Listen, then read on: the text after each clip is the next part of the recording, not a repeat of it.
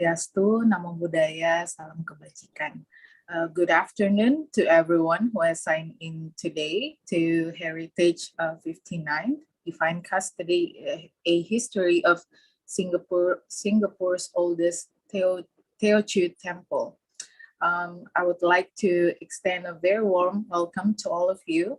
I'm Umu from Pusat Dokumentasi Arsitektur, and it is my pleasure to be the host for today's Obrolan Heritage Talk.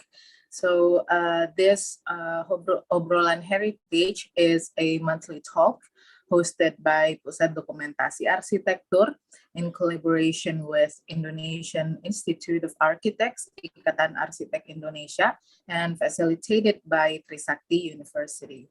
So to begin this heritage talk, without further ado, I would like to invite Bu Ria as Executive Director of Pusat Dokumentasi Arsitektur to deliver the opening remarks. Bu Ria, the floor is yours. Thank you, Umu. Good evening for the participants of the 59th edition of the Heritage Talk or Obrolan Heritage. This monthly talk has been started since 2016 and features speakers from various fields, especially those related for heritage, history, and cultural issues. On behalf of Pusat Dokumentasi Arsitektur Indonesia or PDA, Trisakti University, and the Indonesian Institute of Architects or Ikatan Arsitek Indonesia, I, Febrianti from PDA, would like to thank you, Kang Shua, the Associate Professor and Associate Head of Pillar in Singapore University of Technology and Design, for sharing his knowledge with us this afternoon. I also would like to congratulate Kang Shua on his latest publication of Divine Custody, a history of Singapore's oldest Teochew temple. We hope that by this book, we can increase our knowledge, especially for the cities that still have historical temples and how to preserve them in the future. Without any further ado, I pass the baton to the host to continue this program. Thank you, Umu.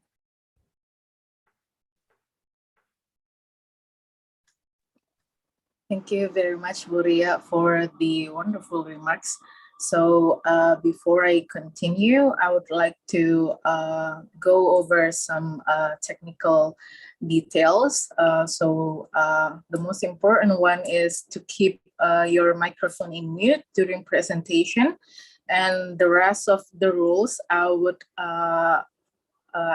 attach here in the Zoom comment. Please take your time to review the rules before we begin. So I would like to share the slide.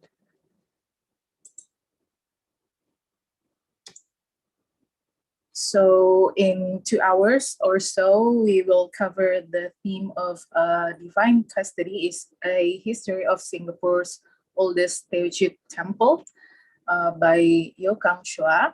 Allow me to introduce today's speaker. He is an associate professor of architectural history, theory and criticism, and associate head of Pillar in Architecture and Sustainable Design in Singapore University of Technology and Design. He is an architect and architectural historian with a primary interest in architectural conservation. He has been involved in the restoration of some of Singapore's religious and institutional buildings and was awarded the UNESCO Asia-Pacific Awards for Cultural Heritage Conservation in 2010 and 2014 for the effort. He is an active member of ICOMOS Singapore, the National Heritage Board of Singapore, and many other international cultural heritage committees. He obtained his doctoral degree in architecture from the National University of Singapore. His current research areas are architecture and sustainable design in practice, historical, theoretical, and critical approaches to architectural design, architectural conservation and digitization, as well as architectural theory. So after this, I would like to pass the baton to today's moderator, Pak Punto from Trisakti University, to lead today's Obrolan Heritage, today's discussion. Pak Punto, Are you there? The floor is yours. Thank you, Umu. Pak Punto asked me to open first because he's still on his way. So without any further ado, I would like to invite Kang Shua to present these topics today. The time is about 45 to 60 minutes. The floor is yours. Thank you very much. Before I start, I would like to say that I feel very honored to be invited by the organizers to deliver this talk. So thank you, Umu, thank you, Ria, and of course, Punto. And I feel very honored that I'll be able to share my experiences on Singapore restoration, in particular, this particular temple, to everyone. So I will share my slides. And so before we start, I would like to show a little bit of a little video that is made by the Great Big Story in 2018 to give a little bit of background to my work, right? So I'll start. Older buildings have a lot of stories. They have a lot of history. Who lived there? Who made this building? These are stories that need to be told. By restoring a building, we can bring this story to life.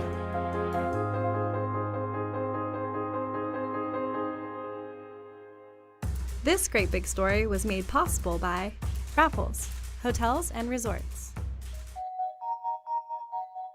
My name is Kang Shua. I'm Associate Professor at Singapore University of Technology and Design. I have been in architecture conservation for almost 20 years. I restored churches, temples, and institutional buildings. A restoration work is actually very exciting. It's about conserving our own identity and heritage. Buildings are with us for hundreds of years. Proper restoration and care will help to preserve the buildings and leave a part of history for future generations. The first step of restoration is to really understand the history of the building. We go to archives, we look at historical drawings, historical plans, the microfilm room. Then we'll go on to site to understand a little bit more about the current condition, just like a doctor. We study deterioration factors, why it requires restoration, and what requires our immediate attention. But once we have a fuller picture of the history and the existing condition of the building, we can plan how we are going to carry out the actual restoration. For example, Shuang Lin Monastery is a huge Buddhist monastery comprising of many different buildings. So the bell and drum tower is reconstructed in the 1960s in a style that's incompatible with the general architecture of Shuang Lin Monastery. So we're trying to bring back the historic look. The duration of restoration really depends on the scale of the restoration. Are we restoring the building in entirety or are we restoring the building in parts? For example, the stained glass of St. Andrew Cathedral will take about 1 year to finish. We took around 5 years to restore the Jackie Chan donation. Shuang Lin Monastery has been restoring their buildings for close to 30 years and we are still not finished. Over the years, I've restored many buildings. And one of the highlights of my career is to win a UNESCO award for Wak Hai Cheng Bio restoration project, the oldest Teochew temple in Singapore. I like to work on building with interesting history and story. So it's not about whether the building is beautiful or ugly. A successful restoration needs to be true to the intention of the original builder. We think that development and conservation are at odds with each other. If we need to develop, we need to demolish old buildings. But I don't believe this is necessarily true. In a city-state like Singapore, we need historic buildings to create diversity of our cityscape. I hope that when people look at historic buildings, they're able to uncover the stories and understand its history and identity.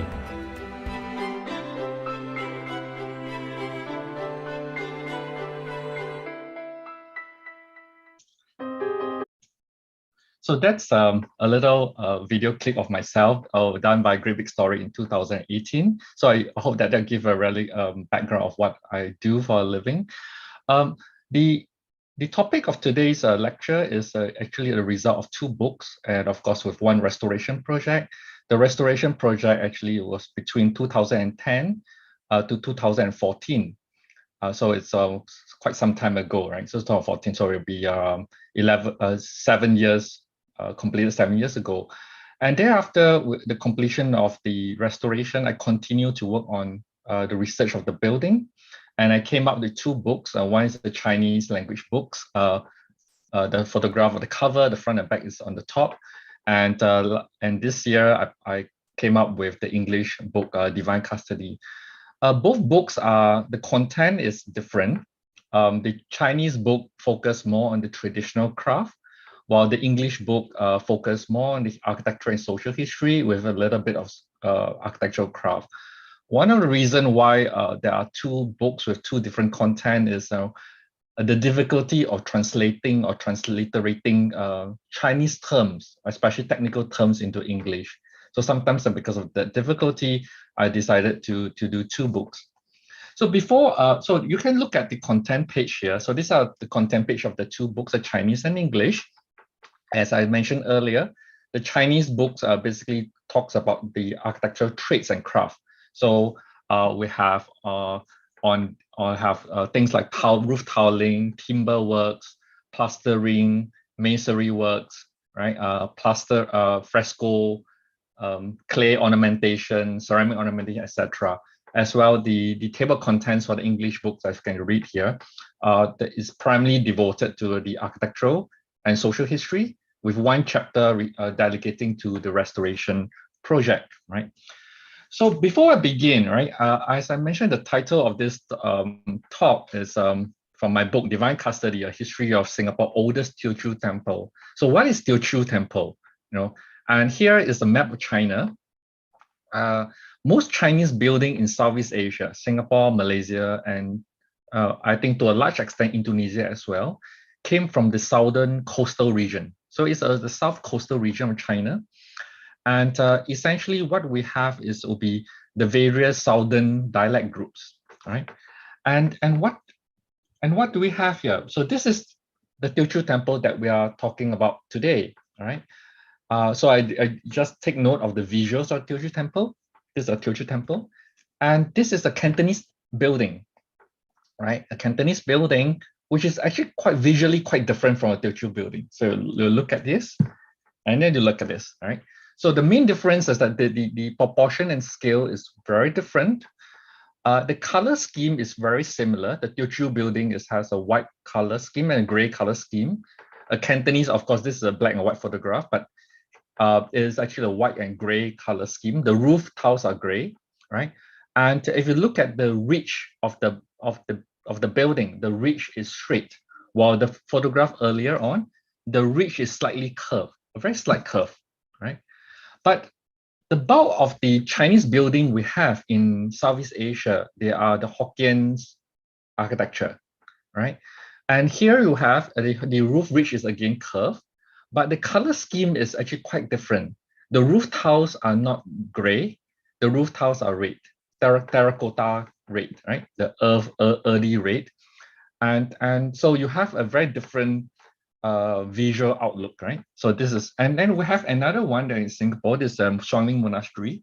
This is also another Hokkien architecture, but it's a Fuzhou style, as opposed to the most common one, which is, let me go back one slide. This is the Quanzhou style, and this is the predominant kind of style that we have in Southeast Asia, because primarily a lot of the migrants, they are Hokkiens, especially to Singapore, Malaysia, and to certain areas of Indonesia, right? So this is Fuzhou style. Fuzhou style, if you look at the upturned eaves, is actually highly exaggerated, right? Very exaggerated upturned eaves. And so this is just a very preliminary visual differences. Of course, there are many other differences when it comes to the architectural details, how the timber joins and decoration works.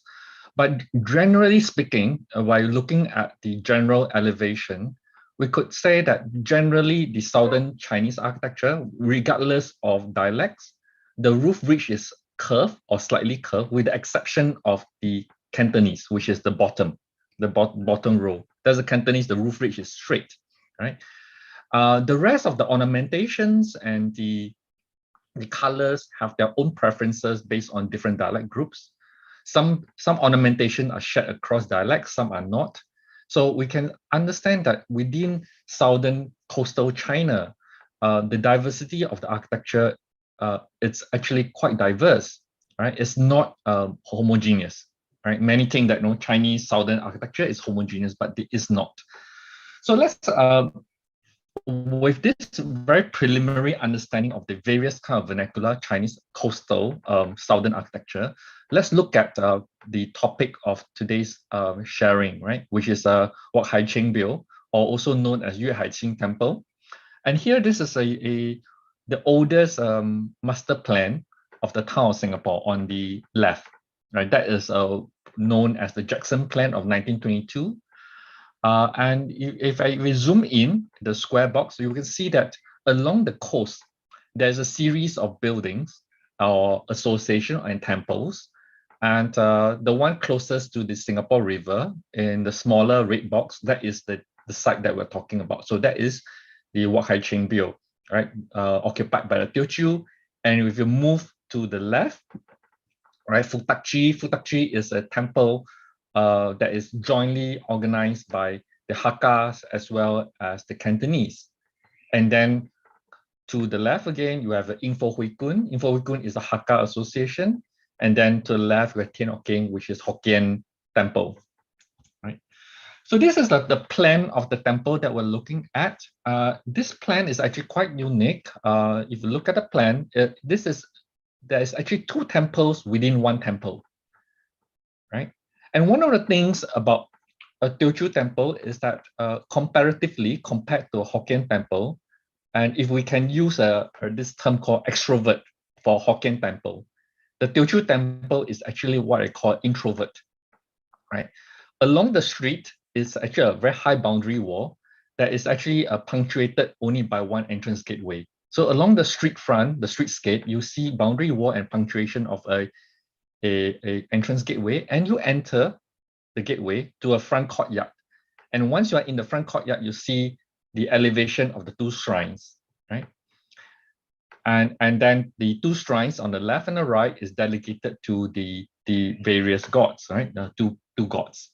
So let's do a little photo essay of the temple, so you have the imagery in your mind what we are talking about. So this is a streetscape, right? So the streetscape is actually very high boundary wall, and you'll notice the color scheme, right? The primary color is white and gray, with other colorful colors like red, blue, yellow as accent colors on the roof ridge, right? And if you look at the roof tiles, it's gray in color, right? And the only punctuation is a door, right? There's no windows, right? And then once you enter, you have a very big front court, and you have the left shrine and the right shrine. And again, you'll notice that there's no windows on the elevation, right? So it's a rather inward-looking kind of architecture as compared to Hokkien's, where typically at this elevation, they will have circular windows or circular stone windows, right? And once we step inside, you look at the kind of ornamentation, right? And here we have a gold gilding. And if we compare with a Hokkien temple, the Hokkien temple will have gold gilding on a red background. Here is gold gilding on a black background. Again, the color scheme is actually quite different from the kind of Hokkien architecture that we're talking about. So once even you go inside the interior of the space, right? The general feeling in terms of the color scheme is very different from the feeling of a Hokkien temple, right? Where you see predominantly red color. Here you see predominantly gold, but you see black, right? Red, there are some red in the purlins, and then the rafters in this particular case is green. There are also blue colored rafters in traditional Chinese Teochew architecture. So rafters can be green or blue, and the purlin is red. So you can see that where red can be found is essentially on the purlin. The rest are in other colors, and which is actually, this is another difference in terms of color preferences between the Teochew and the Hokkiens, right? So some details of the ornamentation work. So I will not go into details about the subtle differences between the ornamentation of timber carvings between Hokkien and Teochew. So here is like to give a general feel of the interior works. So here are some architectural finish. On the center one is actually a polychromatic lacquer painting. right, are painted on black lacquer with mineral colors. So this is a door gods painting that was restored. On the left is a particular kind of gold gilding known as incised gold gilding. So on the black lacquer panel, one will use a kind of a blunt metal stylus, like a pen, but it's a blunted head, and you exert pressure to make the markings of the patterns. And this will have an indentation on the lacquer. And once that is done, we apply gold leaf. And on top of the gold leaf, we take a brush with black lacquer, we outline the patterns. So this is called incised gold gilding. Again, a very Teochew traditional craft. And on the right is a kind of composite ornamentation comprising of fresco work, ceramic ornamentations work. Right. So this is another ceramic ornamentation that Teochew is very famous for. Ceramic ornamentations can be found in Teochew. It can be also found in Hokkien. The history of this is that it goes back to the Song dynasty. It started off in Teochew, and subsequently this craft traveled and were influencing the Hokkien architecture. So this particular kind of ornamentation can be found in both Teochew and in both Hokkiens, but there are some primary differences, right? The Teochew tend to favor more three-dimensional work, more figurative work, while the Hokkiens tends to favor more bas relief work and more floral and animal works, right? So these are the fundamental difference. So in Chinese, the terminology are slightly different. In Teochew, in Chinese, they call it 嵌词. If I pronounce it in Teochew, is known as 扛吃, right? And in Hokkien, it's in Mandarin, it's called 剪年, or right. So it's basically in Hokkien, it's most like adjective, to cut and to paste, right? They're really describing the work of this. So this as a kind of work is almost similar to mosaic. So mosaic kind of sculptural works. So how did I get involved in the restoration of the temple? So prior to the restoration in 2010, in 2007, a disaster happened. So you look at the top right-hand corner, that image, you see that there is a piece of what I call pseudo beam, right? So it's why I call it pseudo beam is that piece of carved timber element is not serving as a beam, but it's almost like a beam stretching from column to column. The beam is above it, and it's basically an elaborated form of corbel, right, to resist the twisting. But they actually took the opportunity to carve the entire thing, right? So this is a highly carved element, or a highly carved corbel. And in 2017, this particular piece in this photograph came crashing down on the floor. So the termites have gotten to it. And because the surface of this timber ornamentation is finished in Chinese lacquer and gilded in gold, the termite did not penetrate from the surface. So what the termite did is that it attacked this timber piece through the mortise and tenons joints. So visually speaking, from what we can see, we don't see any problem, but it's all hollowed out by termites. So this particular piece came crashing down, and we realized that the temple is badly infested with termites. So between 2007 and 2009, we carry out some restoration, some urgent emergency restoration of all the panels. We removed all the panels, came down. This middle photograph, that is a vacuum chamber. We constructed a vacuum chamber. We placed all the carving in the vacuum chamber to kill the termites. And we did some restoration works on all these highly carved panels. And in the meantime, we did a general survey of the entire building and realized that the whole building indeed require a full restoration, not just this particular piece. And hence, we started plans for the restoration. So the problem with the restoration is that, how do we start? How do you start? I think as an academic myself, right, we start from history. So we try to uncover what do we know about this particular building. Unfortunately for us, right, the early history of this building is relatively unknown, right? In most Chinese tradition, if you go to a Chinese temple, you will find what you call stele, a stone inscription, or inscription on stone, that account or narrate the founding of the building, right? In most Chinese building, but in this particular building, there isn't any, right? There isn't any, and the oldest artifact, right, is dated 1819, which the year the British East India Company set up a modern trading post in Singapore, right? 1819, where Sir Stamford Raffles founded the modern day Singapore. But with all movable artifacts, that's a problem. We cannot date a building based on movable artifacts because you can move an artifact from another building to this particular building. So again, we do not know, right? But what we know is 1895, that the earliest plan that we have is 1895, is the reconstruction of the temple, right? So this is the earliest building plan that we are able to find from our National Archives of Singapore. And this plan is dated 1895. And the title is a plan of temple to be rebuilt in Phillip Street. So it's a rebuild. This tells us that before 1895, the temple is already standing on the site. So in 1895, the temple was rebuilt. The plan is actually very accurate to what we have today, right? The earlier plan, which I show you, is rotated 90 degrees. So the plan is highly accurate. What is not accurate is the elevation and section, right?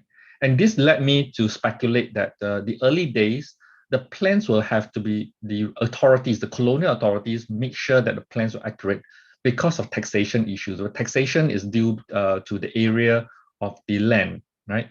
And they are not too interested in the architectural aesthetics and representation. What is interesting about this specification on the plan is that, on the right-hand side of this particular plan, you have building specification. And this specification actually dispel a lot of common belief about Chinese temple and the materials. It's generally believed, maybe 10 years ago and earlier in Singapore, that all the building materials of Chinese temple come from China, right? And I think that most of you would say, from Indonesia, would say, well, it's just very strange, right? In Southeast Asia, we have very good timber. Right? Indonesia has a lot of very good timber, right? You have Indonesian teak, Indonesian ironwood billion, right? And why would one import timber from China to construct in Southeast Asia, right? It sounds ridiculous, but nonetheless, it was a general belief in Singapore, maybe 10 years ago, that all these materials come from China. But in this particular specification, let me see if I have one, right? Yeah.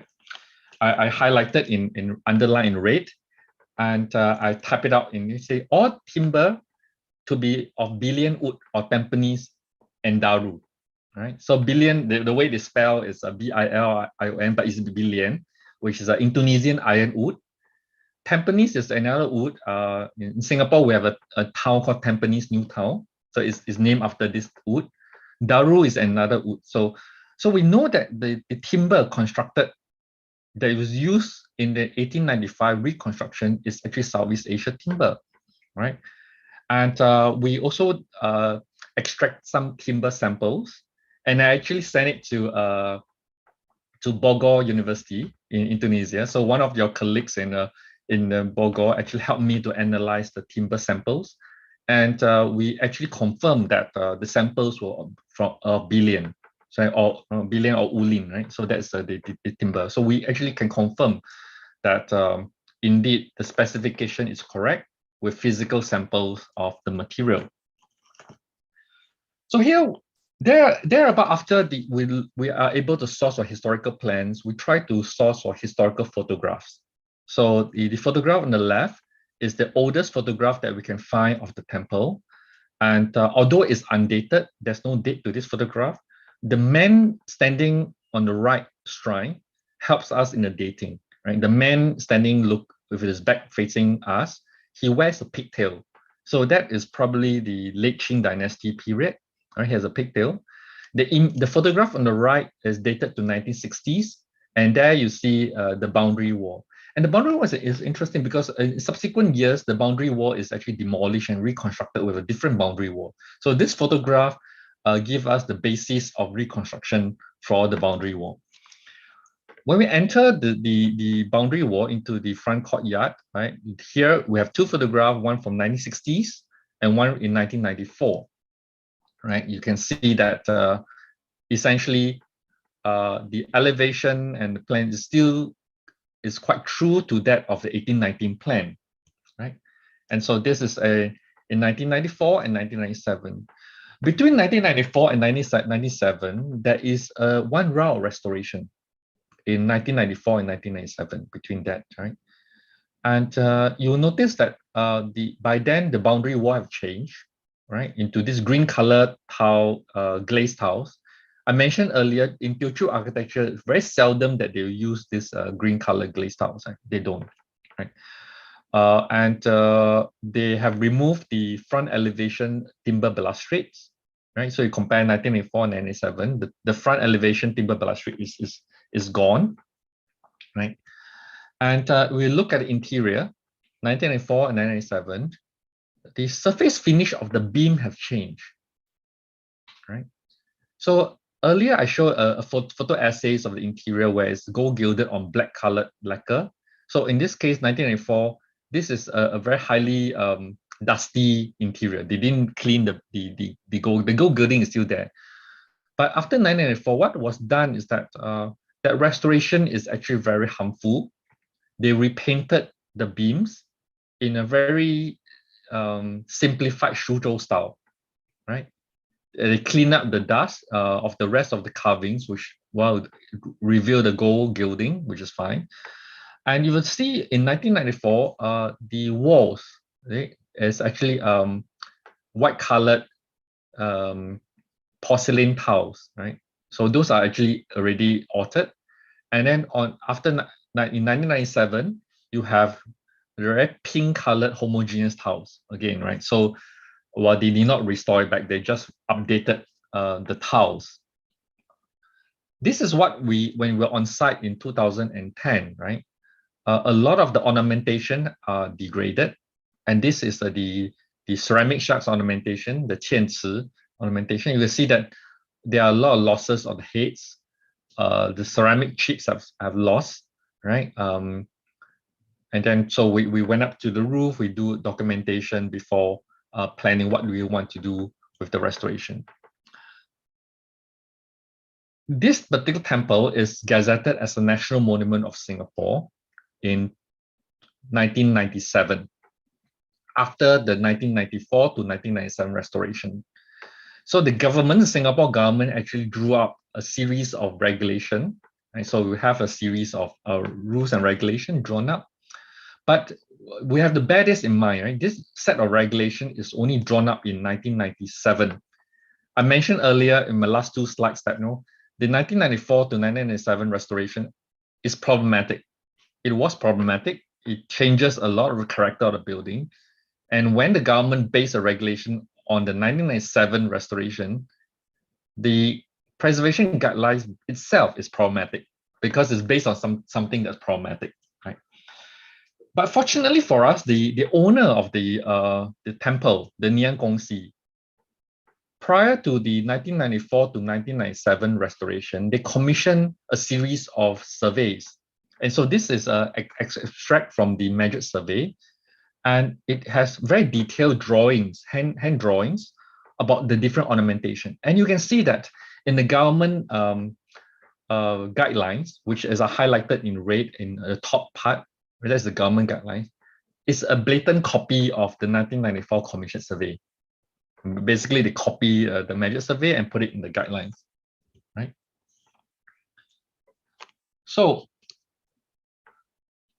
what do we have? Right? We have the government guidelines, but the government guidelines is not useful. We have the 1994 measured survey. It is very useful. And this particular building is one of the early building back then in 2010 as an early adopter of technology. Right now, I think it's very common in restoration that we use a lot of scanning technology. I think in Indonesia, you guys also have used a lot of technology to help in the restoration. But back then in Singapore in 2010, it wasn't widespread use, right? So, but we use laser scanning, LiDAR scanning for the roof. for one particular purpose, right? So on the top left-hand corner, you see a very particular interesting roof form that looks like a boat that is inverted, right? I call this an inverted hull construction, right? In Chinese, it's called 反背船, but so there's no direct translation, so I translate as a inverted hull. You know, imagine a hull of a boat, you invert it, and then that's it. So this is actually a kind of detailing that Teochew has to resolve a very long horizontal gutter situation. So imagine if you have two slopes of the roof coming down and meet, right? Without this particular detail, you will have a very long very long gutter, horizontal gutter, which is sloped to fall, of course, right? But if you have a very long horizontal gutter, the likelihood of water seepage is very high. So what the Teochew did is that they break up a very long horizontal gutter to many small gutter with a greater gradient, right? So you break a very long gutter to many small gutters with increased gradient to get rid of the water quickly. So this is an inverted hull construction, which is actually a complex geometry. So for Chinese temple, in terms of restoration, it's very established that we need to remove the roof tiles so that we can get to the timber truss. And because our timber truss are essentially multi-centennial, we have to take it apart to inspect for termite infestation, right? So in order for us to get to the truss, we have to remove the roof. Removing the roof is easy. Putting back, especially with a complex geometry like this, a inverted hull construction is actually difficult.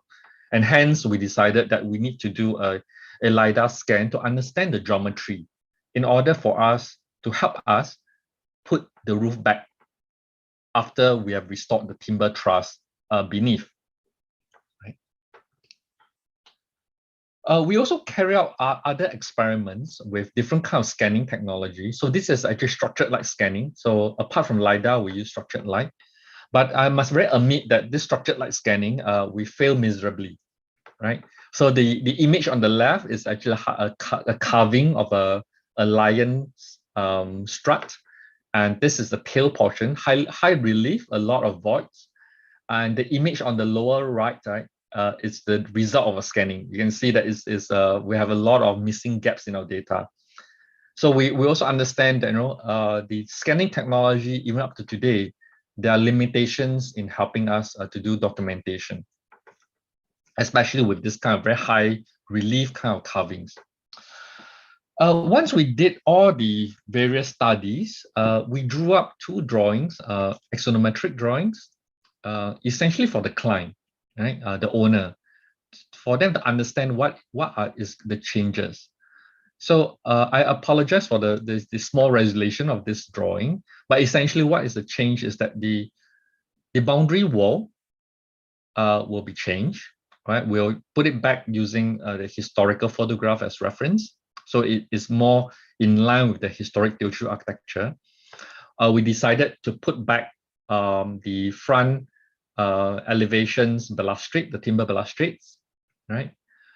We decided to correct all the wrong painting on the beams, and we restore the rest of the architectural components. So that's what the proposal is about.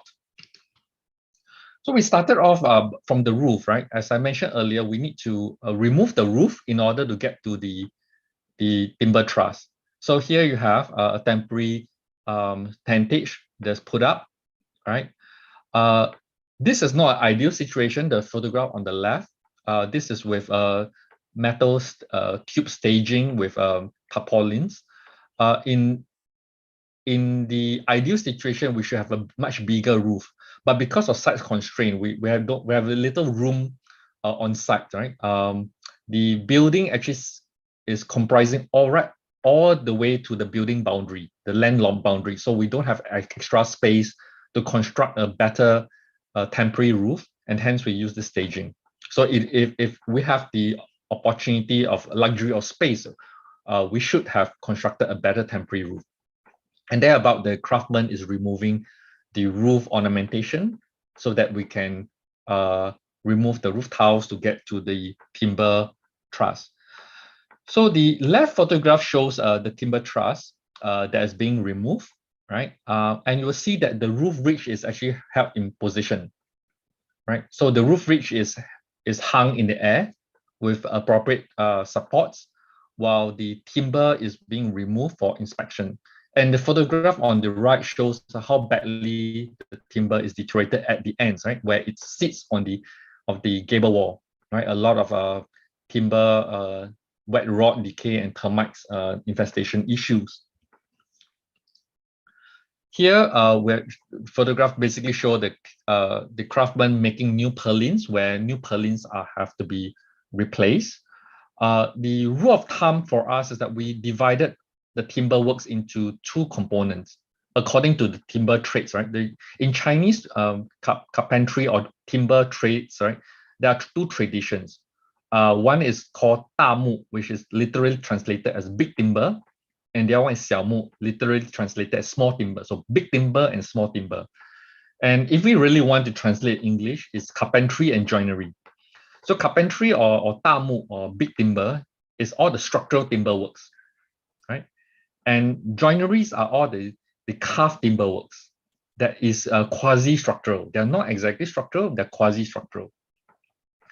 So the comments that a lot of people say is that Chinese buildings are constructed without nails. That is only true for structural timber, the 大木, the big timber.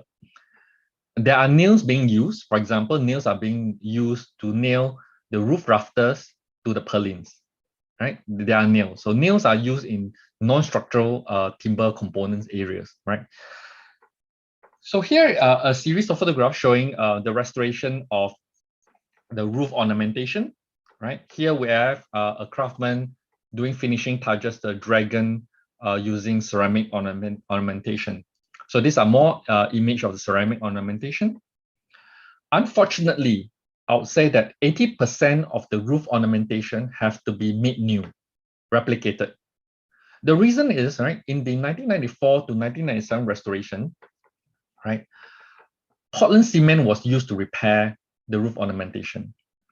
And because the Portland cement is incompatible with the lime plaster that was used, right, it resulted in more damage to the ornamentation. If we have to remove the Portland cement, once we remove the Portland cement, we're left with nothing, really, absolutely nothing.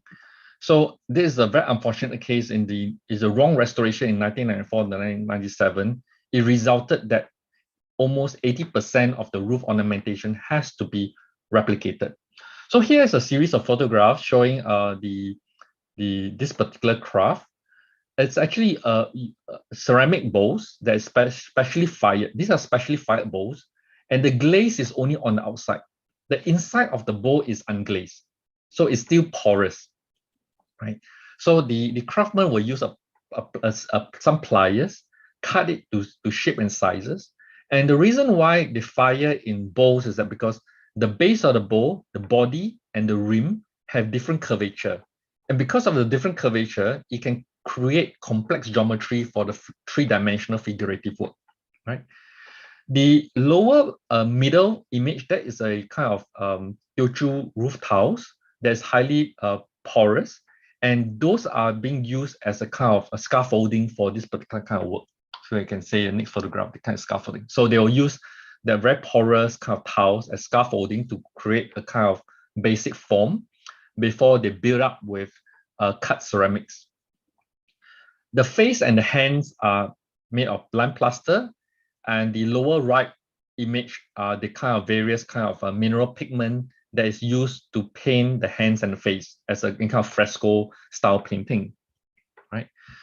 Similar to a fresco style painting, here we have the front elevation, and this particular artisan is restoring the fresco painting on the front elevation.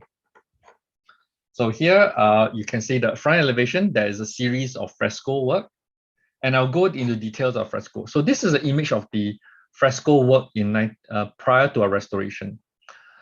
If I go back one slide, you can see that if I can see my mouse, this is the front elevation of the lower panel, the middle panel, and the top panel, right? So here on the left, that's the lower panel. The one on the right is the middle panel. And if you notice the lower panel, the one that looks like a vase with some flowers being placed in a vase, it looks strange. It's strange because this was a restoration done in 1994 to 1997. It was done by someone who has no training in Chinese traditional craft. So it looks very cartoonish, right? Very amateurish. And it was done in Portland cement. Fortunately for us, the middle piece, right, that's original. The 1994 and 1997 restoration did not do anything to this particular piece. But however, what have happened is that when we studied the plaster using a scanning electron microscope, we found out that there are a lot of deterioration of the plaster work due to moisture. Right? So this is the left image is the image of the scanning electron microscope, and the right-hand side is where the various locations where we take samples for testing. So here we are, a series of problems. The left image is 1994. The right image is before our restoration. So what was done is that because of the Portland cement was used on the lower level, the moisture dam from the ground actually rise all the way up and resulted in the deterioration on the lower part of the middle panel, where the dotted red line is, right? So we can see that the lower part of that on the right is a restored piece. But what above the red dotted line, what they have done is that they do basic cleaning to get rid of the soot, to reveal the very beautiful line work of the fresco, although the colors have sort of muted down. This is the restored look, right? So you can see here and this one. So how do we get the restored look? There is actually an intense debate at the time. Should we restore and do overpainting, or should we not, right? And preference number one is that, well, we just clean it because the line works of this fresco is beautiful, although the paint, the colors have deteriorated. We should keep the original line work. But on the client side, they argue that this is a living temple. The temple is being used religiously, right? And the temple goers expect the best for the gods, right? So it's unlike an artifact which is left in the museum. Right? In a museum, we can leave the artifacts and we can view the artifacts with all the inherent flaws and deterioration. But in this particular case, how do we treat the temple? Do we treat it as a religious site? If it's a religious site, then we have to restore to the best, right? Or do we treat it as a heritage, right? Which means that we do not over-restore things. A compromise was made, right? A compromise was made. A compromise was made that, after we consolidate the fresco work, we apply a layer of isolation coating, right? So this is actually a polymer coating that is actually can be dissolved in alcohol. We actually apply a layer of isolator, and on the isolator, we do overpainting. So instead of fresco painting, now because of the isolator, we cannot use a fresco because it becomes a sesco painting. So it's a dry painting technique to do an overpaint. And the background is essentially kept dark because that is without overpainting, right? So you can see the background is essentially kept as it is. It's have a little bit of sheen because of the isolator coat, right? So this is the kind of compromise that we made, that we finish up to an expectation of the temple goer from a religious point of view, but from a heritage point of view, should one day we decided that the restoration was done incorrectly, we could undo it, and then we use alcohol to remove the isolation coating to get back to the traditional historic layer, right? So this is the compromise that was made for this particular fresco work.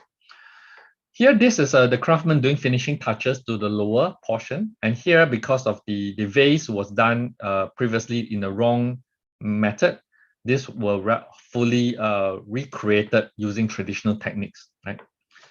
So with that, in my book, I also added various kind of box stories about different kinds of historical information with regards to the land. For example, the toponymics, about the naming of the land, about different land acquisition, about the different dialect group in association with Teochew, especially the Cantonese, as well as different Teochew architecture in Singapore, right? And as a part of the public outreach, I also included some sort of snippets of fact logs, right? Some facts about the Teochew architecture in my social media. So this was taken in both my Instagram and Facebook page called Singapore Oldest Teochew Temple.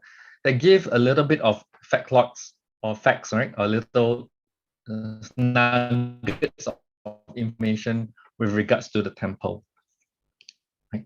So here, you also talk about different architectural technologies and kind of restoration methods in bite-sized information about the temple. Right. Likewise in here. Right. So this will be my a few my end slide. I love this particular photograph. As much as we restore historic buildings, we have a bias towards tangible heritage. But this is my favorite photograph because it reminds me that, for all tangible heritage to live, there's always the intangible, right? So this is actually the backstage of a Teochew puppet opera. It's a puppet opera. And the stage is actually facing the deity, facing the main door. So when we enter the temple, you actually see the backstage, right? So despite that, the popularity of Teochew puppetry is not gaining popular, is actually going downhill. But we have to bear in mind that it's all this intangible heritage that make the tangible heritage alive. And hence, I'm actually very, this is one of my favorite photograph. So I also like to take this opportunity to thank a lot of people that make the restoration possible. It's not just me and myself alone, right? Actually, in particular, all the craftsmen that we have to import from Teochew, China, that could make this restoration possible. So we have the names of the various kind of different traits of the Teochew architecture that's listed here. And they were the one who actually be credited for the good restoration work.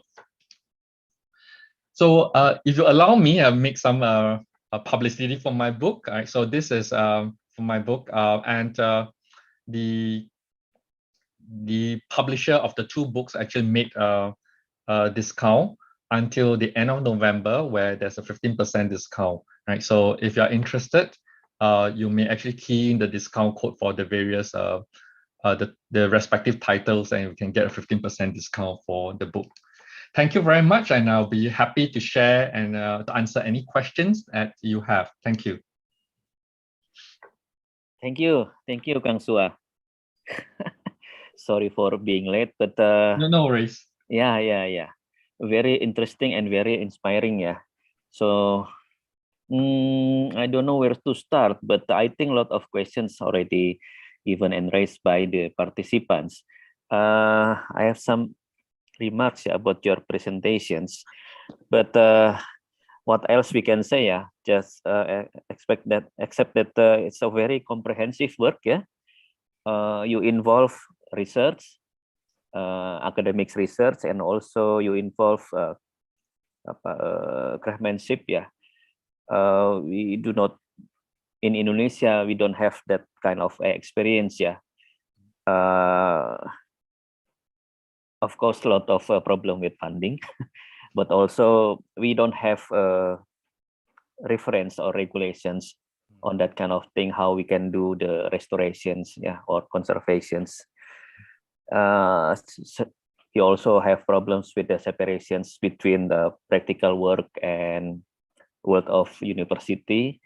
So on one hand, we need experts in restorations. On the other hand, heritage conservation is not yet a favorite, yeah, in university. So we are very envy, yeah, with your experience. And 10 years, yeah, working on these temples, how you can survive, yeah. well, it's for me, it's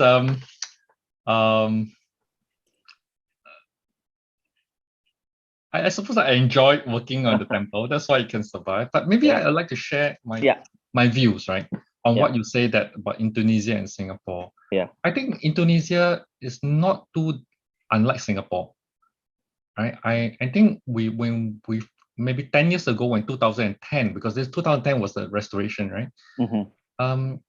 Prior to that, we don't have much information about Chinese architecture. Yeah. Right. And I mentioned earlier that in the common notion is that all the materials come from China. People don't even do research and testing to find out, actually not true, right? Some of the stones do come from China. Some of the stones are locally quarried, and the timber are tropical hardwood, right?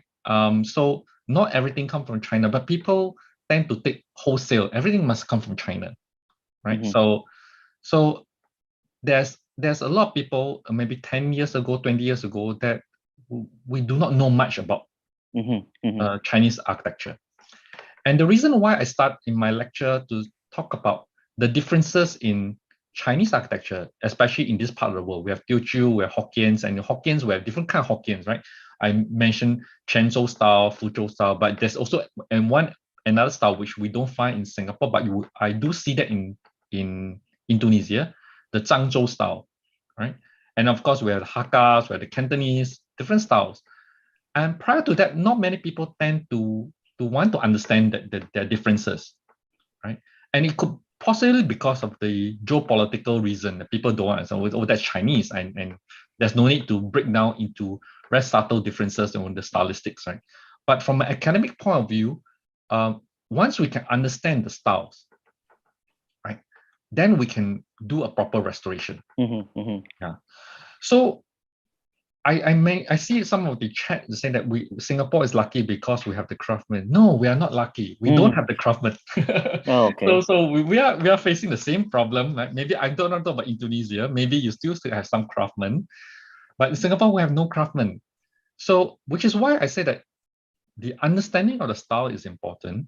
So once you understand the style, then you can look for craftsmen correctly in China.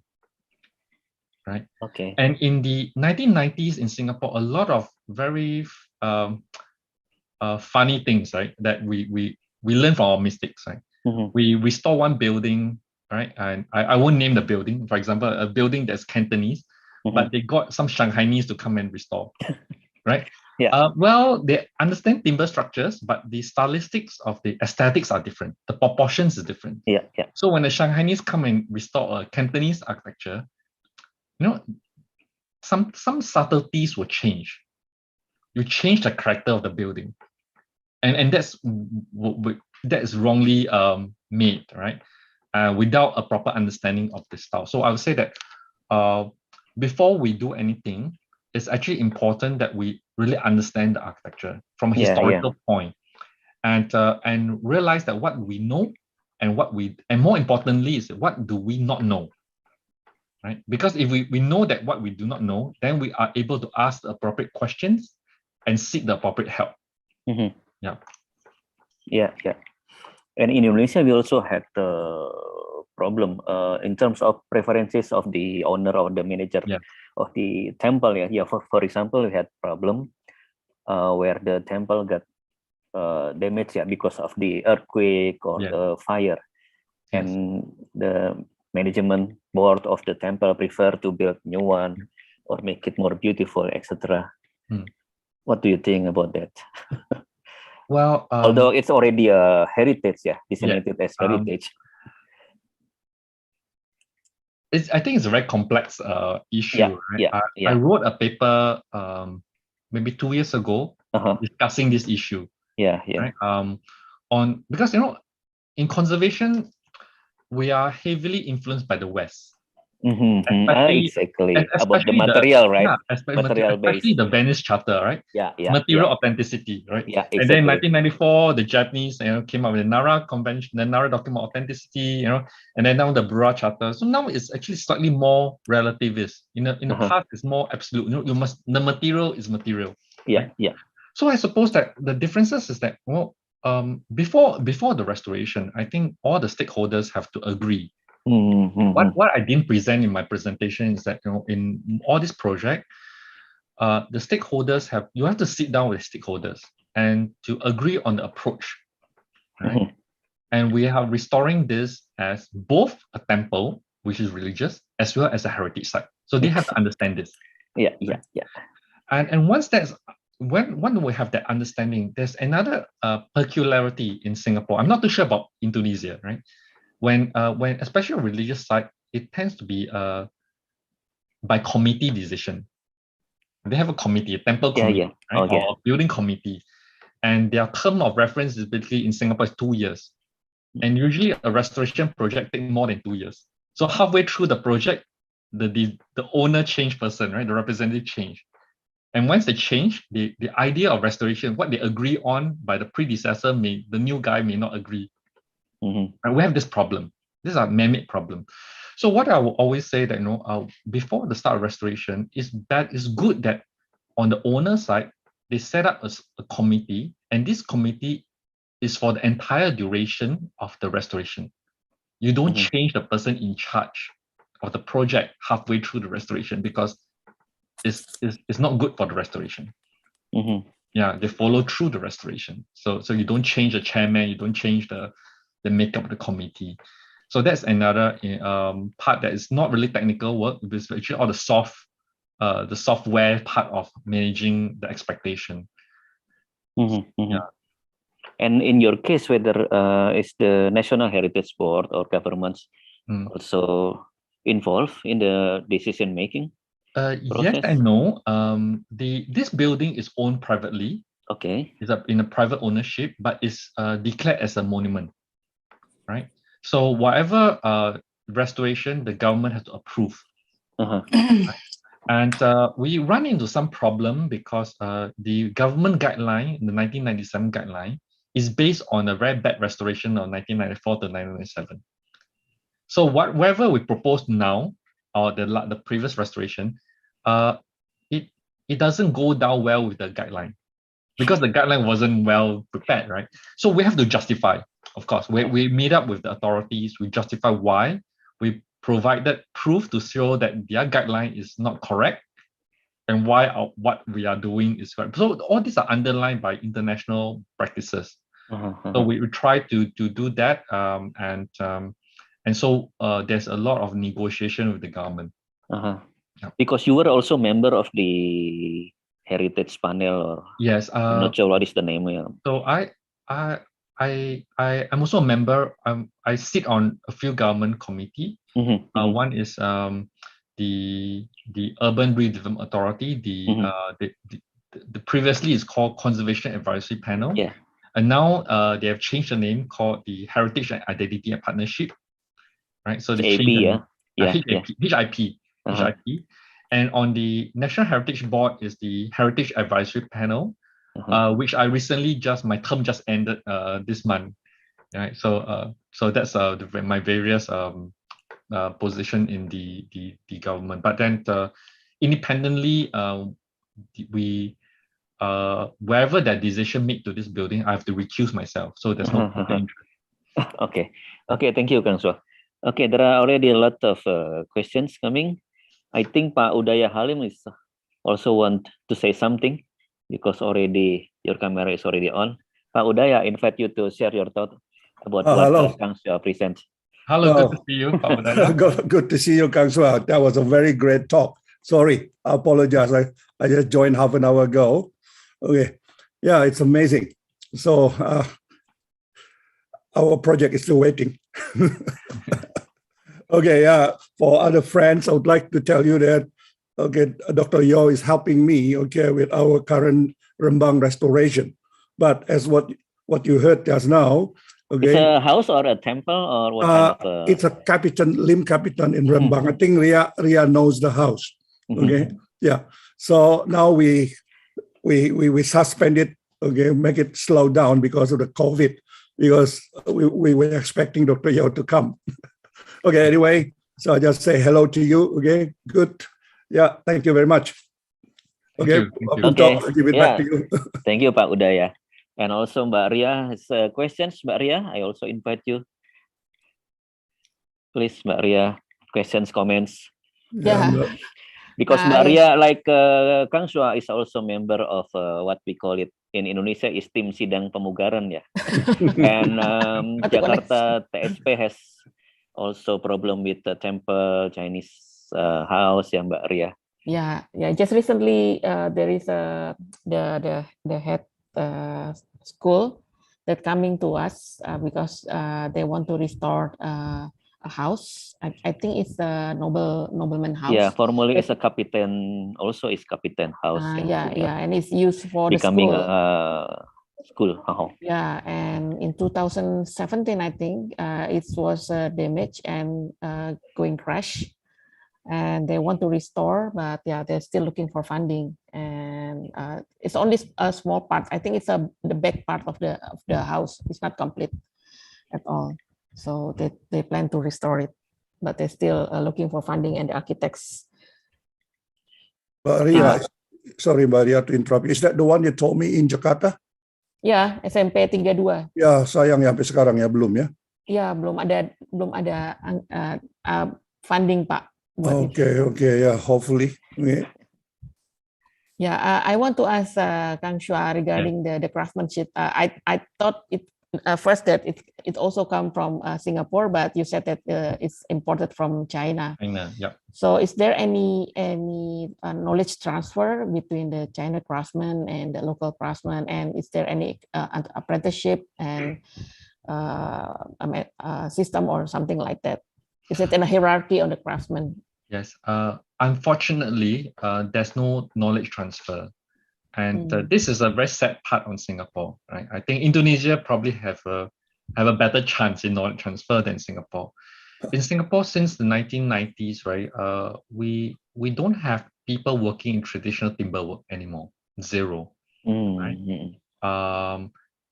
We have timber carpenters, but they are all working with the modern Western techniques, not the Chinese techniques. And the Western techniques they have used all the modern machineries, right? All the router cutters and all the machineries to do all timber carpentry works. And all the carpentry works tend to be non-structural, tend to be internal finishing, right? So in terms of local craftsmen on carpenters, it's more interior decoration today in Singapore. We don't have anyone doing structural timber at all. So even we want to have technology transfer, we can't find anyone that is able to learn. Right? So that is a problem we have in Singapore. I think in Indonesia, you have a much better chance. Right? I think there are still a lot of people who are engaged in this kind of work, but here in Singapore, we don't have. It's a situation of supply and demand. It's a very different situation. And another situation in Singapore that we have problematic is our government policy. The government policy is that the construction workers are considered foreign workers, and they only allowed to come in based on the duration of the project. Once the project is completed, they have to go back to their country, right? So that makes it very difficult, right, for capacity building. Yeah. So we have yet another government problem. Is our Ministry of Manpower. In order to get the work permit for this overseas craftsmen to work in Singapore, there's an age limit, and always we have to talk to the government officials separately, because there is no special category for restoration workmen, right? The government consider them as construction workers, and if you consider them as construction workers, if you are too old, then it's dangerous. Construction sites are not safe, right? But the older the craftsman is for restoration, the more experienced he is, right? So we always have this problem of in terms of government regulation. So most of the time we have to talk to the government officials, say, okay, can you make a waiver situation for this particular master craftsman to come in? Yeah, he is 60 over years old, but he's very good. And the government say, oh, a 60-year-old man, right, on the job site, so dangerous. No, right? So it's always this kind of situation of bureaucracy, red tape, that we have to pass by. So sometimes we will say that, okay, we have a master craftsman, a very old man, but he bring his disciple along, his apprentice, right? And we said, okay, this master man is not climbing the scaffold. He's basically giving instruction, right, to his apprentice. So somehow that's how we get by our regulation. Thank you. So is there any documentation with kind of equipment that they use for this project? So because it's also interesting when I visit Japan last time. I visit a museum and they put all the equipment, the tools that they use for the building. So is there any documentation also on the tools that they use? Not for this building, not for this particular project. Another project that I'm more involved, there's a systematic documentation of the tools. That is the Shuangling Monastery. And unfortunately for this particular project, we did not manage to do that because of a time issue. Although, as Punto has mentioned, I spent 10 years on a project, but the restoration did not take 10 years. The restoration is between 2010 to 2014, right? And why I took more time to come out with the book is that we only need certain information to do a good restoration. For example, we do not need to know a lot more about the social history, the earlier part of the building. But as an academic, I'm very interested in those as well. So beyond the restoration, I keep digging and in the archives, to find more about the early part of history. That's why it took 10 years. So about the documentation, on the social history, this building, yes, is very complete. But in terms of the techniques, I document in my Chinese book. The tools wasn't much documented. There isn't a special tool for this other than the various Chinese carpentry tools. Right? Yeah. Thank you. Yeah. And Kang So, when you said that you have to talk to the Ministry of Manpower, did you get backup or support from the National Heritage Board, or saying that we had problem, blah blah blah? They do support, but then we still have to speak to the various ministries separately. Yeah. So what you had is not like a problem, that lack of craftsmen, etc. It's not national problem. Well, yes, because heritage, the national, the things that I suppose a different ministry have different consideration. That's yeah. Okay. And Pak Punto, Mas Punto, can I talk a bit? Okay, in regard to the just now Kang So was telling about, you see, the workmanship coming from China with all the regulation, blah blah blah. I think we have in our system even worse, I believe. Okay, because if anybody working from overseas considered as importing manpower. So I think PTA should consider about going. I mean, what is that? Yeah, because for example, like my own project in Rembang. Okay, well, all the alfresco and all the painting, I think we need somebody from China. I mean, I think Kang So you mentioned that one is the Chuanzhou. Is that right? No, the one that the Teochew is Chaozhou. Chaozhou, yeah. Okay, and that's why you see we can't bring in anybody from there, while the local I think artists, I don't think anybody can do it. Okay, so that's our biggest problem. So I think I'll also be talking to the heritage, Yunus Satrio, okay, from the Indonesian Heritage. Yeah, okay. So that kind of thing, I think we have to consider if PDA also can support us. Okay, thank you from me. Ria? Ayo Bu Ria. Any comments, Bu Ria, PDA? Later, Pak Punto, because a lot of questions in line. Okay, thank you, Pak Udaya, Mbak Ria. And also, we have question from Pak Dinar Ari or Nugi. Question about budgeting resources. So how about budgeting resources coming from? They just came from the community or both community and governments? Okay, so for this particular temple, the budget comes from the owner, 100% from the owner. And it's very lucky for that this particular temple, the owner is financially wealthy. Right? And it's the owner is a foundation known as Nian Gongxi. And Nian Gongxi is a very old association that's set up in trust for the Teochew community. And if you have been to Singapore, if you walk along Orchard Road, the famous Orchard Road, right? There's a Nian City, right? The big shopping mall called Nian City, where Takashimaya Shopping Center is.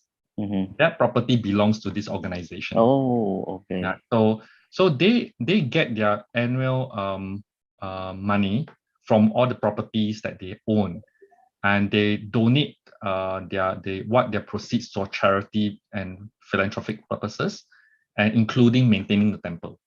So in this particular case, they are very lucky that the owner is financially well-to-do, that they can afford this. In a lot of other historic buildings in Singapore, budget is a problem, right? Other building, not this building. And why budget is a problem? Because a lot of the temples, the average age of the trustee are very high, right? 60 plus, 70 years old, very old men, usually men, right? There are some ladies, but for Chinese association, mostly men, they're very old. And some of them are individually wealthy, but most of them are not wealthy, right? And the association may not be able to afford this kind of restoration. So we have a problem in Singapore, right? And so the government decided that, well, they have what we call a National Monuments Fund, a fund that is co-funding, right? So if you raise $1, the government may give you $1. Matching fund. May only, right? From the fund, matching fund.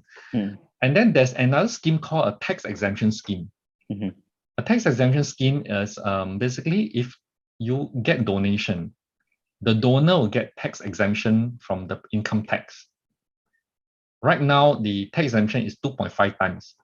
So if I donate, like say, $10 to the restoration under this tax exemption scheme, the donor get $25 in tax exemption for the income tax. So it tries to encourage people to donate for restoration. So that we have two schemes. So one is the National Monuments Fund, which is a matching grant given to monuments only, a declared monument. The other one is a tax exemption scheme to encourage the members of public to donate to restoration. Okay, thank you. So you said that actually the committee has enough budget, for the restoration. For this particular building, yeah. Yeah. So why then the building has that kind of problem? Yeah, it's a maintenance problem, or yes, it's because, well, likewise, although they have the budget, and I would say that incorrect restoration in 1994-97 caused the problem, and also improper maintenance. Yeah. They may not know how to maintain the building, and that's why they have a lot of problem. Yeah, so that is one of the issue, which is why after the restoration, I keep talking to the caretaker, right? They tell them how do they check the building, how do they maintain the building. Even then, it's always an ongoing job. We have to keep educating them. How do you maintain the building? I think, to me, the challenge is that restoration is difficult, yes, but it's not the most difficult, right? It's what do you do after the restoration? Because after the consultants and all the people leave, the owner is going to take over the building and maintain the building. If the owner do not maintain the building well, the same set of problems will come back in 5 years, 10 years. Right? So they need to be trained how do they maintain the building. So equally, training for maintenance of building is equally as important as the restoration itself. Yeah. So you make guidelines? Yes, I made just very simple guidelines, but then most of the time, I find that people do not read, especially temple cathedral, they don't read, right? That's my next question, actually, yeah. So what I do is that I'll go down and talk to them. Yeah. Right, and I'll talk to them. For example, simple things, as simple as this, right? For example, sometimes they mop the floor, right? Just mopping, right? Sweeping and mopping the floor. Sweeping is fine. Mopping is water, right? So they like to use a lot of very strong detergent, right? Because it's clean, right? It's easy to clean detergent. So I tell them, can you don't use detergent, right? And then they'll start arguing with me. Why not, right? So I will spend time to educate them that we need to use a pH neutral detergent to wash, right? And what's the reason why we do that, right? And we try to explain to them. And my experience is that if we take the effort to explain to them, they will understand. Yeah. Yeah, because I had that kind of experience. Yeah. So in 2006, Yes. we had the earthquake in Kota Gede. Yeah, Kota Gede, and lot of traditional heritage buildings. Yeah, get damaged, collapse, and etc. And we had a restoration project there. And after that, we also prepare a guideline, a book. Yeah, we call it a book for the homeowners. So hoping that after that they will do the maintenance of their houses following that book. It's a nice, beautiful books. A lot of friends ask me where to get that book. Yeah, academicians, scholars, but the owners they don't read. Exactly. And then after that, we try to make a more simple book. Yes. And book with pictures. So a lot of books after that. Yes. Yeah, so there is a gap between there's a big gap. Yeah, exactly. Okay. And then Mbak Rika, are you there? You have questions for Kang Shua? Oh yeah, hello Kang Shua. Hello. Thank you very much for the talk.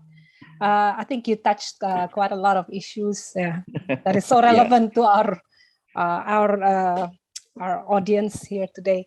But I think my question is more about you were talking about putting isolator when you were painting the mural or you talk about the sheen being there because of the isolator. I was wondering whether beforehand there was less sheen, or because it seems like it's very subtle, from the photos. Yes. So the original one is a fresco. So fresco is actually they paint on plaster that is actually not dry yet, right? So when it's dry, there's actually no sheen. It's like an eggshell kind of. Correct. And see, so the question is that if we do not have an isolator, can we use fresco? We can't, because that's old plaster that we cannot, unless we make a new plaster, then we can use fresco method, right? So so even if we apply the isolator, there will be a sheen because it's actually a polymer, right? We use B69 with acetone, right? And then it's basically used in the museum. A museum basically use B72. And the reason why we did not use B72 is that B72, the face temperature is actually on the low side. So this is on building, the temperature can go higher. So it goes softer if we use, it will get soft when we use a B72. So we use a B69, right? So because of the polymer, it does have a sheen, right? But I think that is a lesser of evil that we are concerned with, because we want to protect the historic one. And one day, if we want to remove the isolator, we can using acetone or toluene, right? We can actually remove it. So when we have to paint on the isolator, we cannot use a fresco technique. So instead of applying the color pigment on wet plaster, we actually mix the pigment into plaster. So you get lime plaster, right? White color. You mix in the pigment. So it's almost like a acrylic or oil painting, right? You become a pasty form, and you paint with the paste. Okay. So this is called a sesco painting. So fresco, sesco, So we use that to paint on the isolator.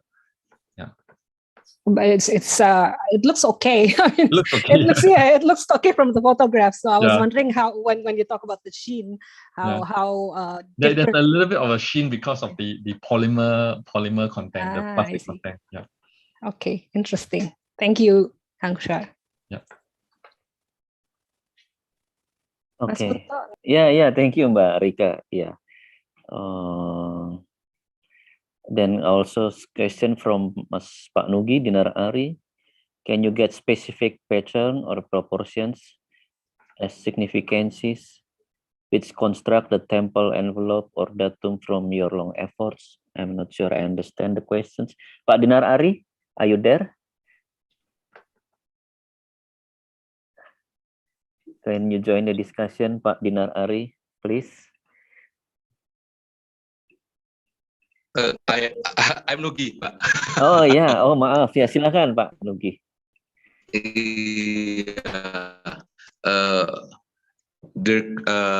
Kang Shua. Yes. From your long efforts, can you get some specific pattern or proportion which construct the temples envelope or building envelopes, and also the datum its composition and proportion for the example for the columns. Can you get our figure from your long efforts for pattern or proportion of architecture, temples architecture? I'm not too sure if I understand you correctly. But if you're referring to specific patterns to a specific typology. Yeah, typology, right?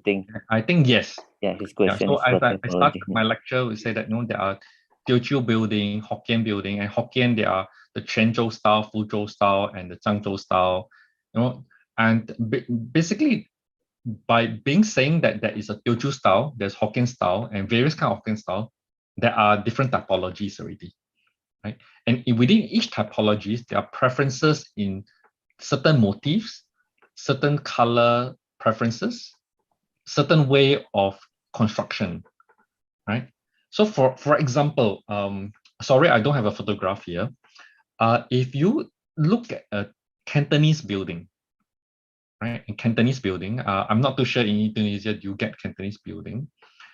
The column base, right? A stone column with a column base. So Chinese building usually have a column, whether it's a stone or timber, and then at the base there's a base, right? And the base is typically stone, right? To prevent moisture from coming up, right? The Cantonese building, if you do the base, right? Normally you would expect from normal understanding that the base has to be larger than the column, stability, right? The cross section of the base has to be larger. But in the Cantonese architecture, the smallest cross section of the base is smaller than the cross section of the column. Right. So it sounds illogical, right? Because we say, well, logically, structurally speaking, the base have to be wider, stronger for the building to sit on, right? So, but the Cantonese is actually the reverse. The base is smaller. Why? And it sounds illogical. And to a lot of people who see that for the first time, if you point out to them, they say, wow, this is actually incredible. But the Cantonese craftsmen actually understood structure. So I always use the analogy that Chinese building with all the truss system is similar to a table with 4 legs, right? The tabletop is very rigid. The legs is like a column and it's a pin joint, right? It joins to the floor. It's a pin joint. It's not a rigid joint. The Western architecture is that you reverse the table upside down, right? And the base is strong. So if, let's say, a Chinese architecture, the column is a pin joint, then it doesn't matter whether the base is wide or small, right? So when you look at that, that becomes a very expressive form of pattern for the Cantonese architecture. This is just one example. So in Teochew architecture, there is other examples. In Hokkien architecture, there are different kinds of examples. When you see that particular kind of motif or the kind of construction technique, you can identify the typology. I hope that sort of answered the question. Okay, thank you very much. It's very clear. Thank you. Answer. Thank you, Pak Nugi. Okay. And then another questions from Hikni Wafda Imron. He would like to know about the regulations. Is there any limitations in the restoration process? Yeah, I think you already mentioned about this, but perhaps you want to elaborate more. Yeah, means here that are there any components that may be changed or not? Any specific material that can be used, for example? Yeah.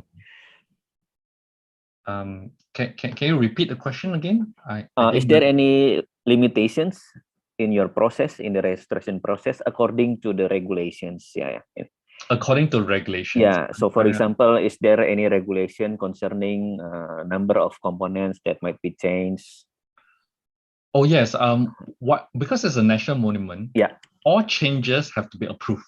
Okay. So everything, any departure from the regulation, we have to go to the government and talk to them. Yeah. Right. So if I share my screen. Yes, please. One more time. I managed to find an image, right?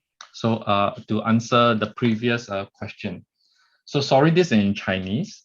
And if you look at the columns, right, the yellow column, the green column, and the red column, right? The yellow column is the Fuzhou style.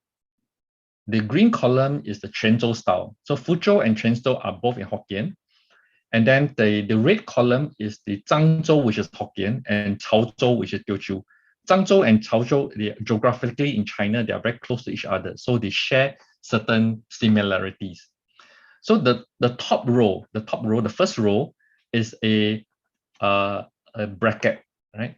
In Chinese architecture, I'm sure you heard of this term called Dogong, the Dogong system, right? The Dogong system, actually, there are two things. The Do is one item, Do is the bracket, the Gong is a cantilever arm. So Dogong is basically two things, right? So the Do, which is the first row, is a bracket. So you can see that even for the proportions of the Do, right, is different for each of these regions, right? So the Fuzhou proportion is very flat, right? While the Quanzhou one is higher, but they prefer a rounded bracket. And then the Teochew, the red one, they prefer a squarish cubical form. Right? So that's in here we have the patterns, right? The second row is a cantilever arm, the gong, right? The dou gong, the gong, right? The cantilever arm. You can see that there's certain preference. The Quanzhou one is actually shaped like a fairy. It's actually of a head on the right hand side. If you see my mouse here, this is a head, this is a body. It's actually Apsara, the Sanskrit for fairies, Apsara. So this is the Apsara form. And once you see Apsara cantilever arm, you are 100% sure that this is a Quanzhou style architecture, for sure, because it doesn't happen in any other form of architecture. The last row, this is actually the pumpkin struts or the melon struts, or right. So sorry, this one. The Fuzhou and the Quanzhou tends to be elongated and it's shaped like a papaya. So in Chinese they call it literally translated as a papaya strut. The Teochew and Zhangzhou is more rounder, the proportions, so they call it a pumpkin strut. So they shape it like a pumpkin, right? So pumpkin strut versus papaya struts. So there is actually differences in terms of proportions, patterns, and the sort of craftsmanship based on these are timber elements, right? So for stone elements, similarly, there are many different subtleties. For like say the roof, how they tile the roof, there are also different subtleties. So I hope that this is clarify the question earlier. Thank you.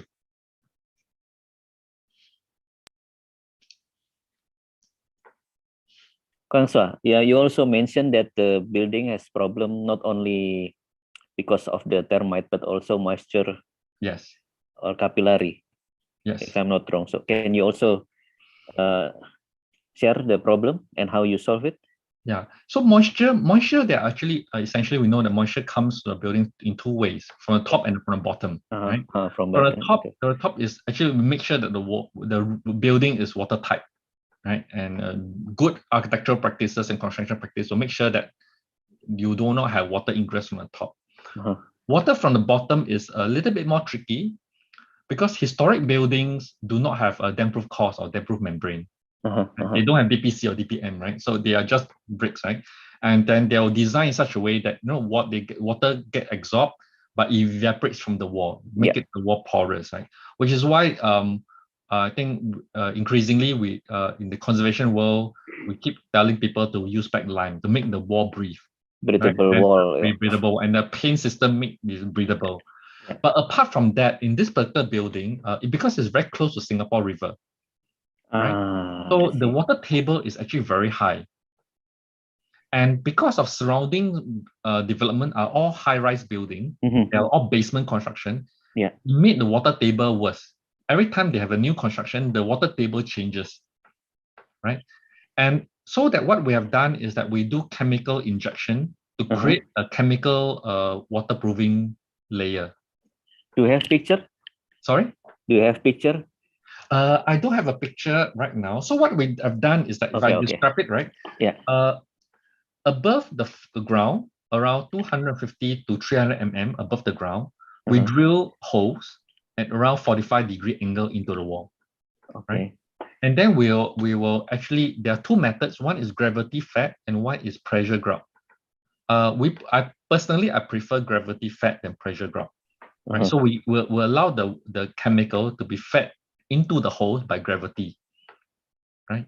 And what this does is that the chemical get absorbed into the walls because the walls are porous, get absorbed there. Of course, yeah. After curing, it forms a impervious waterproofing membrane in the wall. So it stops the moisture from coming up. So this is the rising dam treatment that we are using in some historic buildings in Singapore. Okay, it works, but it works. Yeah, it works. Okay. But the efficacy of the chemical treatment is probably 15 years or so.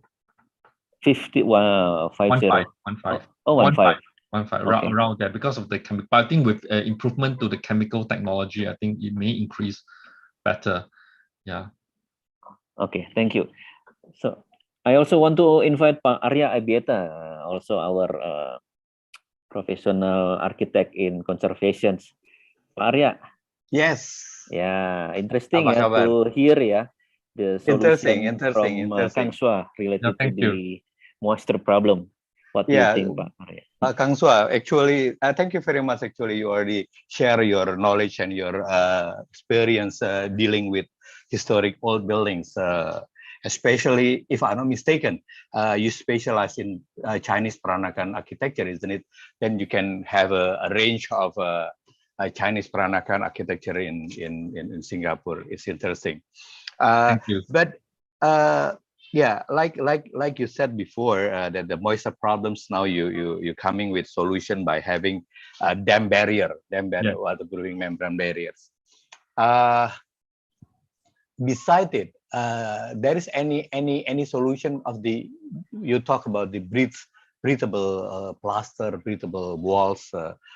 It is any modern chemical or any modern mortar cement that can be used to replace the old kapur and chalk and batu merah kind of cement for the old buildings. You ever try once and how it works? Maybe you can share experience in the modern materials as well. Yes. Okay. I think the traditional kapur is still the best, in my own opinion, because generic, we know exactly what we're applying on the building. But traditional kapur has a lot of craftsmen don't like traditional kapur lime because it's difficult to apply. Application is more difficult. So craftsmen don't like to use that. In Singapore, our building trade don't like to use kapur because of the problem, like the application is difficult. And another problem we have in Singapore is that if we use traditional kapur, our building trade, they like to do, what is a warranty of the material? I think in Indonesia, I'm not too sure, maybe you have this problem, right? Architects are, okay, same the problem. owner said, what, I want the warranty. Yep. I have traditional kapur, there's no warranty, right? So increasingly in Singapore, we have what we call proprietary lime mix, made by companies in Germany and Italy. And there's one company, from Italian company, that has now opened a factory in Malaysia. Oh, okay. Right? So they created a proprietary lime mix. But essentially, those are kapur, but with a lot of additive added. And mainly they are not, it's not high. Kapur-based materials. Huh? Kapur-based, but with a lot of additive in there. So the application is easier, but it's very expensive. It's 3 times as expensive than traditional kapur. Okay. So but they give warranty. They will give warranty. But the problem with the warranty is I tried to convince one client, one owner, which is a church building, to use a generic kapur, but the church asked for warranty. Of course, there's no warranty, but I failed to convince them. So they use the proprietary material. So what my argument is that even with the warranty, right? If the building fail, the plaster fail, the plaster manufacturer will give you a few bags of free plaster. Yep. You still have to replaster. Yep. Right? Yep. they did not warranty against the whole building. They just give you extra bags of plaster, you replaster, right? So if you use traditional kapor and you are able to, even there's no warranty, it's still the same. It's 3 times cheaper. Still works like that. It still works like that. It's 3 times cheaper, and in terms of the entire budget, it's much cheaper, right? So to me, logistically speaking and practically speaking, you do not need to use proprietary lime. Traditional kapor is good. But for the building owner, because as I mentioned, the problem with committee, the committee says, oh, why now I'm a chairman, I make decision not to use. The next chairman will say, why didn't you use the one with warranty? Why you go with the traditional one? So that's the human problem. From a material issue, I personally prefer traditional kapor. If you have the craftsmanship who can apply traditional kapor, by all means do that. In Singapore, we are in a situation whereby we don't have good plasterer.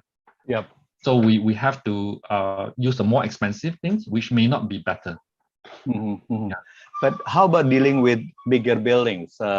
Once we do with the shop houses, it's okay. But for example, what happened with your National Gallery, for example? It's a huge building. So I think they cannot use all the traditional method to do it.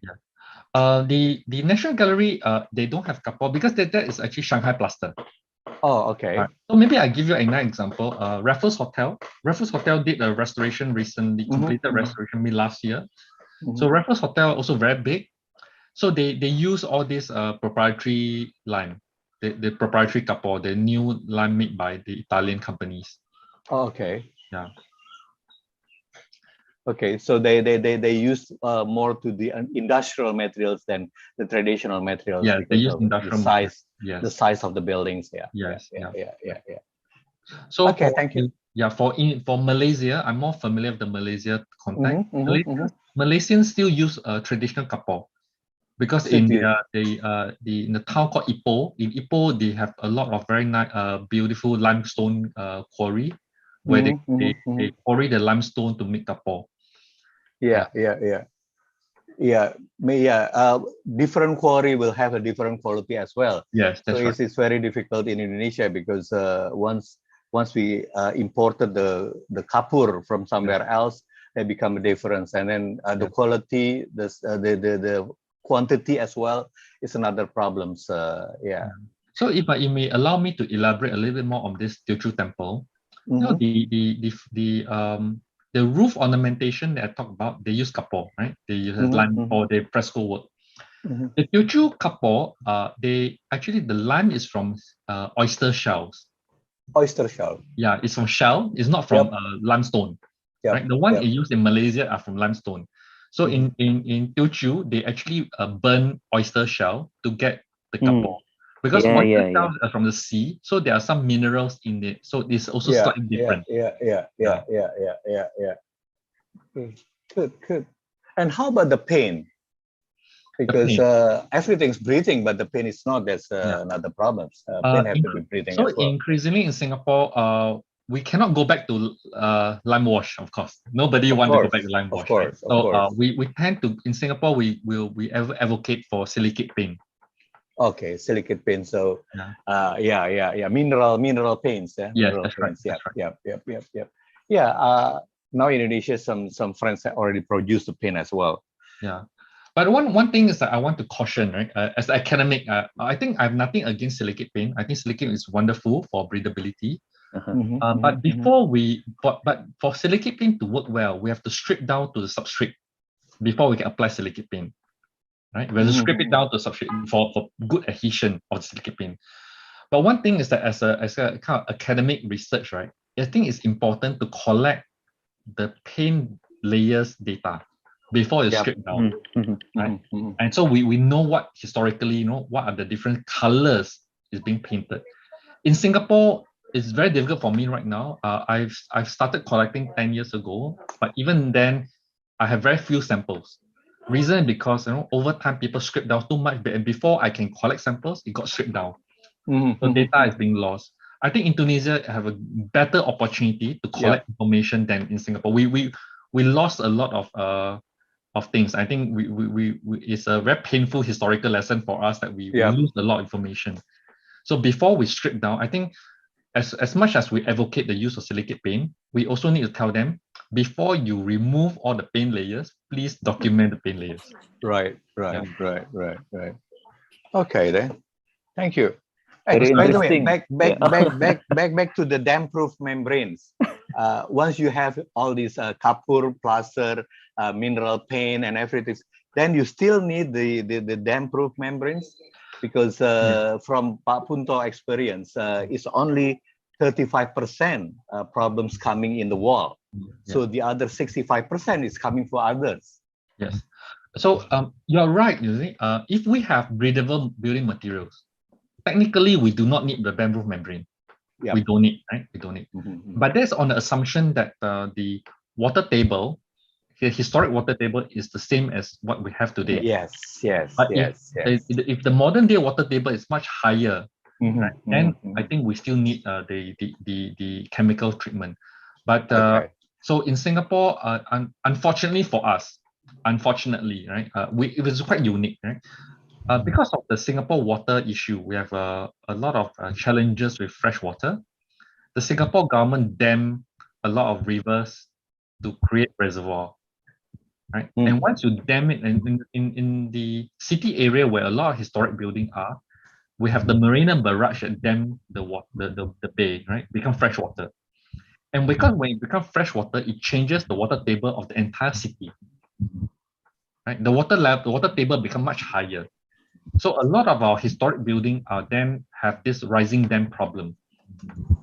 Right? Historically, maybe 20 years ago, you do not have rising dam issue, but today you have a lot of rising dam issue because of the change water table. And because of that, we have to do all this chemical membrane treatment. Because it's very expensive and expensive. But you rightfully say that, you know, if you make sure that the building breathes and the water table is low, you do not need this chemical treatment. Okay. Thank you. Yeah, interesting, ya, Pak Arya. Actually, very interesting.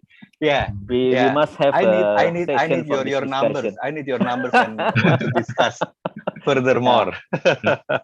We will dedicate a discussion for this topic, Pak Arya. No worry lah. Interesting and important for us. And Kang Sua, from your talk with Pak Arya, so you do a lot of tests. You get support from university or? Yes, that's very fortunate because I'm first and foremost an academic.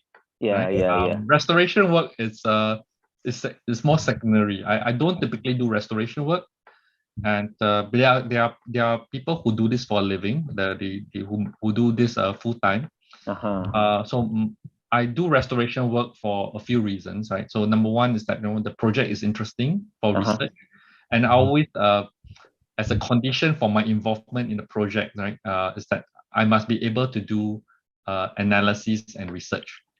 And because of that, I have support from my university. I can use the university resources to help the restoration. So I don't charge commercial fees. So my fees basically is almost like to cover research fees, right? So this is the reason. And as mentioned, I don't really do conservation work because I don't want to undercut conservators who are doing this for the living. Okay. Thank you. Kang Sua, you have to make it bold to Pak Punto. Make it in bold, red, and underline it to Pak Punto. Already, Pak Arya. Already. Okay, thank you. Already. Okay. Thank you, Kang Sua. Very interesting presentation and discussion. Also, thank you for Pak Udaya, Pak Arya, who are involved in the discussion. Udaya, apa kabar? Baik, Pak. Udah lama nih, 2 tahun percis nih.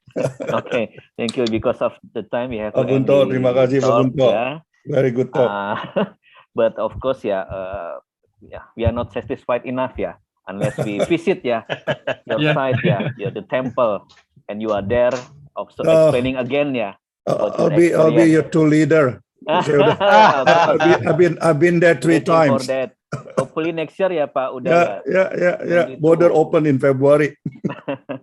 Okay, I do not make any conclusion, but I think what Kang Sua already shared with us, just confirming that there are things that we have to do related to restoration or conservation. It's not a practical word, It's not practical, we have to do like understanding the building, doing the research on the archive, and the historical drawing, etc. And then go to the site, be a doctor, not just not just make a list about what to do, and especially if we said that not enough funding. Oh, that's not a problem. Oh, of course it's a problem, but we have to, do according to the conservation rules. And then hopefully, when we are doing that, we do a good restorations. I think we are very happy when we see the result, and especially you, because you won the UNESCO Bangkok Award. Congratulations, for the award, for the books, and for your achievements. Thank you, Kang Sua. We should give applause, Thank you. Thank you for the organizers for inviting me to share my information. Thank you. Thank you, Kang Sua. I give back to Umu. Silahkan Kak Umu. Kak Umu. Thank you very much, Kak Punto, for moderating today's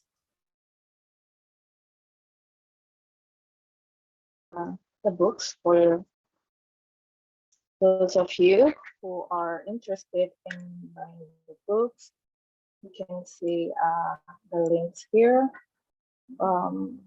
Maybe we can share the link and the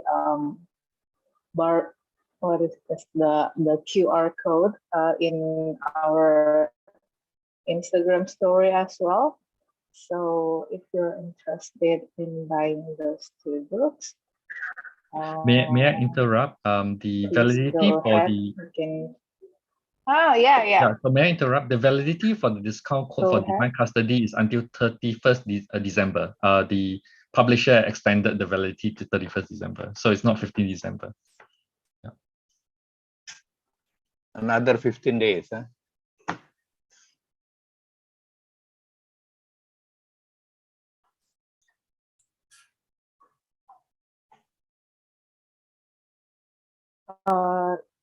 Do you also want to add something, Kang Chua, from about the books? Yeah, thank you very much. That's all. From the books. Okay, that's all, Mbak Umu. Okay, thank you very much. We'll also share the info after the Obrolan Heritage. Thank you, Kang Chua, for sharing the knowledge and insight and experience. The next agenda would be closing remarks from Mbak Fedeliana from Badan Pelestarian Ikatan Arsitek Indonesia Nasional. Mbak Fede, are you there? Yes. Hi, Mbak Umu. Hi, Mbak Phoebe. Your video, please. Sorry, cannot it is turn on possible. my camera. Okay. Yeah. Okay. Thank you, Kang Sua. Thank you for sharing. It's very interesting. It's an eye-opening from me, and we hope that all Indonesian heritage enthusiasm can get benefit from it as well. And we also hope that in the future we can continue to exchange knowledge and work together. Thank you once again. Thank you, Kang Sua, and thank you as well to PDA. Thank you. Thank you. Thank you, everyone.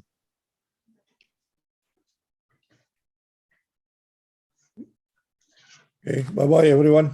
Okay. Okay. Kak Umu.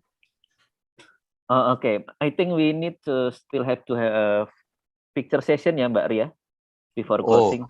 Yep. Ya. Ya. Oke. Akhirnya Silakan. aku dapat kesempatan berfoto. Yang lain-lain. By the way, latar belakang saya adalah karyanya Ria. Ini fotonya Ria nih. Thank you for Ria. Borobudur by Ria. Borobudur. Keren fotografinya Ria. Iya, Ria. Terima kasih untuk partisipan yang sudah hadir, anggota IAI ataupun bukan, ada Mas Boy juga. Silahkan Kak Umu dibantu memotret atau Mbak Ria mungkin Oh, ada Pak Hongkili juga. Waduh, mohon maaf nih tadi saya tidak minta. Pak Hongkili, sorry ya, I don't see you. I do not invite you to share your thought. Oke, siap Kak Ria, sudah? Yep. Oke, terima kasih. Thank you Thank all. you. Thank you Kang Sua. Thank you, Kang Sua. Thank you everybody. Onsite Thank ya. you. Bye-bye. Thank you. Bye Ria. See you Terima soon. kasih semua ya. Bye. Thank you, Pak Terima kasih Udaya. semua. Thank you, Pak Pak Udaya. Uda. Thank you, Terima bye-bye. kasih. Thank you, Pak Arya. Bye. Terima Sampai kasih, jumpa Mbak. tahun Yo, depan bye, semua. bye. Wah, Sampai tahun jumpa. depan ya. Thank you. See you next year ya, 2022. Yang mau ikut besok siapa tuh?